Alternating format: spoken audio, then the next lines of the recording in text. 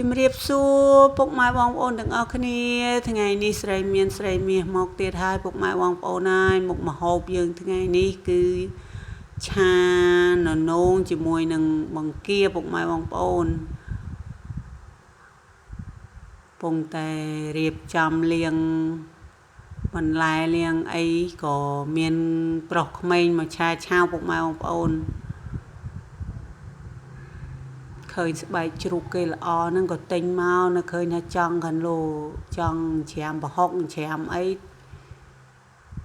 ចឹងណាពុកម៉ែបងប្អូនពួកអីខ្ញុំមិនសូវជាទំនេរបានទៅពីព្រឹកទេតែទៅគេលក់អស់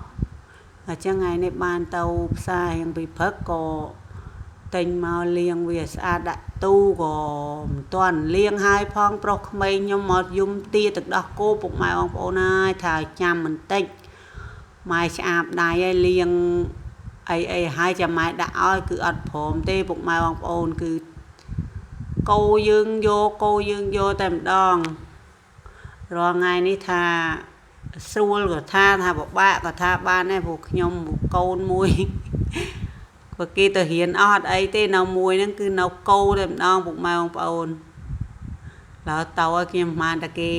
ទៅសុកហើយអត់មកវិញ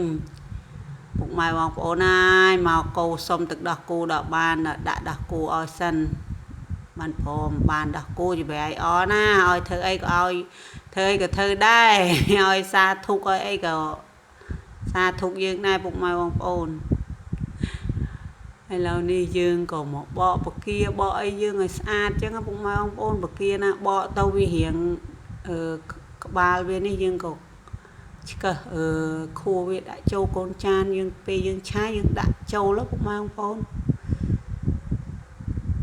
យើងបកយើងវះខ្នងវាយកអាចយកអីវាចេញចឹងពុកម៉ែបងប្អូនកុំឲ្យពេលយើងឆាទៅវារៀងមានក្លិនព្រោះបកាបើយើងអត់យក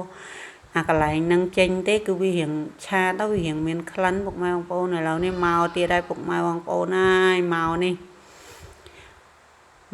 មិនមែនមកល្អទេណាពុកម៉ែបងប្អូនគឺមកគោខ្ញុំទៀតហើយពុកម៉ែបងប្អូនហើយ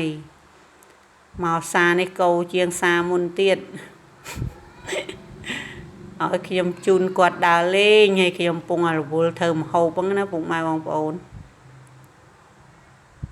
ខ្ញុំប្រាប់ថាឲ្យទៅហៅប៉ាជូនដើរលេងក៏ទៅបាត់មកស្ទុះឃើញមកវិញទៀតឡើយពុកម៉ែបងប្អូនគេរវល់ដែរគេណាបានជូនដើរលេងឥឡូវមកទៀតហើយមកគោទៀតហើយ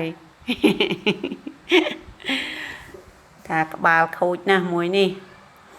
ឥឡូវដូចពុកម៉ែបងប្អូនឃើញក្នុងវីដេអូចឹងមិនខ្ញុំរាយរាប់ទេខ្ញុំបកបកាបកអីហើយគឺកូនគោបដើអីបដើចេះតែញាប់ដៃញាប់ជើងតាធ្វើម្ហូបមិនងាយឆ្អិនខកម៉ោងកូនរៀនពួកអីកូនខ្ញុំរៀន2វេន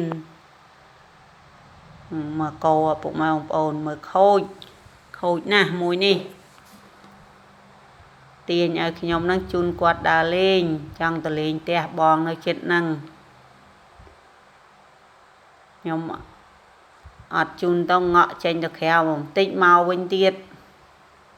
ឥឡូវនេះបកាយើងបកឲ្យស្អាតយើងក៏លាងទឹកវាឲ្យស្អាតម្សាទៀតចឹងណាពុកម៉ែបងប្អូនលាងវាទុកមួយឡែកសិនចឹងពុកម៉ែបងប្អូនយើងក៏ចាប់ដើមមកចិត្តននងយើងពុកម៉ែបងប្អូនឃើញននងខ្ចីពេកក៏ចង់ឆាបង្គាហើយយើងចិត្តសបកវាស្អាតទៅពុកម៉ែបងប្អូនដើម្បីយើងយកមកចិត្តជា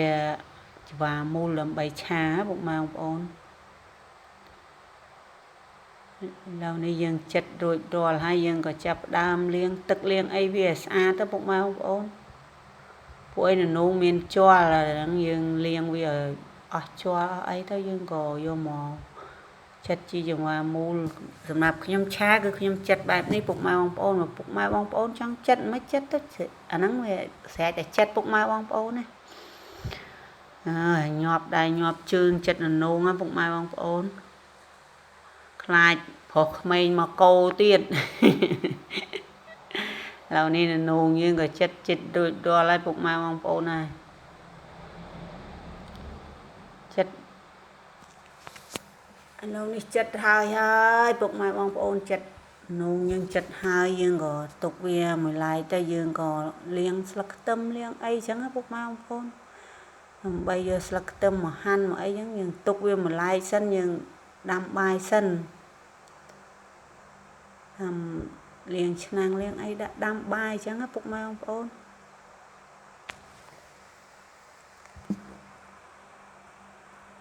ដាក់ឆ្នាំងដាំលាងអង្ករដាំបាយ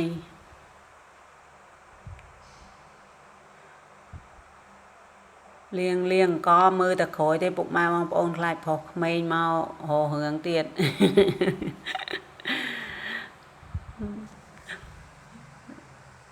លើយើងដាក់ដាំបាយហើយយើងក៏រៀបចំមកហាន់ស្លឹកខ្ទឹមហាន់អីដំខ្ទឹមដំអីទុកឆាអញ្ចឹងពុកម៉ែបងប្អូន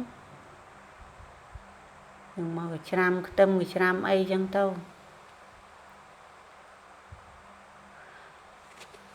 ខ្ទឹមខ្ញុំប្រើខ្ទឹមសអត់ប្រើខ្ទឹមក្រហមទេពុកម៉ែបងប្អូនយើងឆាអញ្ចឹងបន្ទាប់មកយើងក៏ហាន់ស្លឹកខ្ទឹមហាន់អីអញ្ចឹងពុកម៉ែបងប្អូនទុកពេលយើងឆាចិត្តឆ្អិនយើងដាក់ទៅ